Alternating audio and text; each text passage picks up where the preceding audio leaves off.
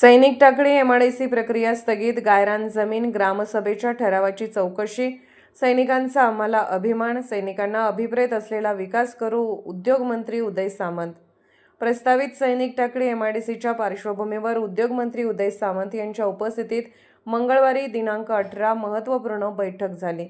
माजी सैनिक व आंदोलकांनी उपस्थित केलेल्या प्रश्नांची दखल घेत गायरान जमीन, प्रस्तावित एमआयडीसी क्षेत्र तसेच ग्रामसभेच्या ठरावाची सखोल चौकशी करण्याचे आदेश सामंत यांनी जिल्हाधिकारी कोल्हापूर यांना दिले. चौकशी पूर्ण होऊन अहवाल सादर होईपर्यंत एमआयडीसीची प्रक्रिया स्थगित ठेवण्याचे निर्देशही देण्यात आले. बैठकीत सैनिक टाकळी गावातील गायरान जमिनीच्या वापराबाबत आंदोलकांनी प्रश्न उपस्थित केले.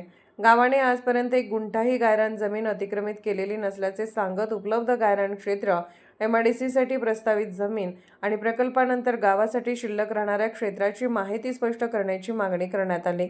महसूल अभिलेख, जमिनीची मालकी आणि गायरान क्षेत्राची नोंद तपासून वस्तुस्थिती अहवाल सादर करण्याचे आदेश देण्यात आले. एमआयडीसीसाठी आधारभूत ठरवण्यात आलेल्या ग्रामसभेच्या ठरावाच्या वैधतेवरही आंदोलकांनी प्रश्नचिन्ह उपस्थित केले. संबंधित ग्रामसभा नेमकी कशी झाली, ठरावाची प्रक्रिया काय होती याचीही चौकशी करण्याचे निर्देश उद्योगमंत्र्यांनी दिले.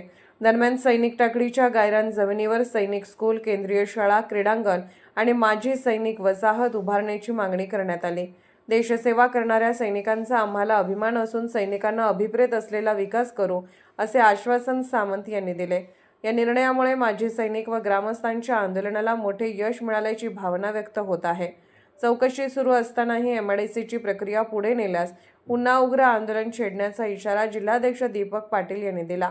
बैठकीस आंदोलन अंकुशचे प्रमुख धनाजी चिडमुंगे, कॅप्टन प्रकाश खोत, लेफ्टनंट विजय गायकवाड, अमर पाटील, हर्षदा पाटील, विनोद पाटील, संतोष गायकवाड यांच्यासह माजी सैनिक, शेतकरी व ग्रामस्थ उपस्थित होते. Bureau report SR news 24 Jaysingpur.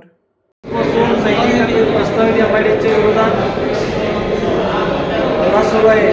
त्याच्या अनुषंगानं आज उद्योग मंत्रालय मुंबई या ठिकाणी मिटिंगचं आयोजित करण्यात आलेलं होतं. या मिटिंगला आंदोलन जल जीवन बचाव कृती समिती, तसेच स्वाभिमानी शेतकरी संघटना, माजी सैनिक संघटना, आम्ही सर्व शिष्टमंडळी या ठिकाणी त्या मिटिंगला गेलो होतो. त्या मिटिंगमध्ये आम्ही सविस्तर आमची बाजू मांडली की बाबा आमच्या गावासाठी गायरान का आवश्यक आहे, माजी सैनिकासाठी का आवश्यक आहे आणि इथल्या परिसरात येणाऱ्या महापुरामध्ये त्या गायरांचा कसा आधार आहे आम्ही उद्योगमंत्र्यांना पटवून सांगितलं. पण त्या ठिकाणी जी प्रक्रिया झाली आहे एमआयडीसी जी सर्वस्वी चुकीची आहे, चुकीच्या ठरावावर आधारित आहे. त्यासाठी चौकशी व्हावी अशी आम्ही त्यांच्यावर मागणी केली आणि नवीन ग्रामसभा घ्यावी. त्या पद्धतीने त्यांनी जिल्हाधिकारी साहेब, प्रांत साहेब यांना चौकशीचे आदेश दिले आहेत की येत्या 15 दिवसामध्ये ती चौकशी करून त्याचा अहवाल सविस्तर सादर करायचा आहे आणि तोपर्यंत झालेली प्रक्रिया किंवा सुरू असलेली प्रक्रिया थांबवण्याचं सुद्धा त्यांनी त्या ठिकाणी सांगितलेलं आहे. त्यामुळे येत्या काळामध्ये कलेक्टर साहेबांनी, प्रांत साहेबांनी हा अहवाल लवकरात लवकर द्यावा आणि एमआयडीसी तात्काळ रद्द करण्याची कारवाई करावी. अन्यथा येत्या दिवसात प्रशासनाच्या विरोधात आणि स्थानिक लोकप्रतिनिधीच्या विरोधात आम्ही मोठ्या प्रमाणात आंदोलन करणार आहोत.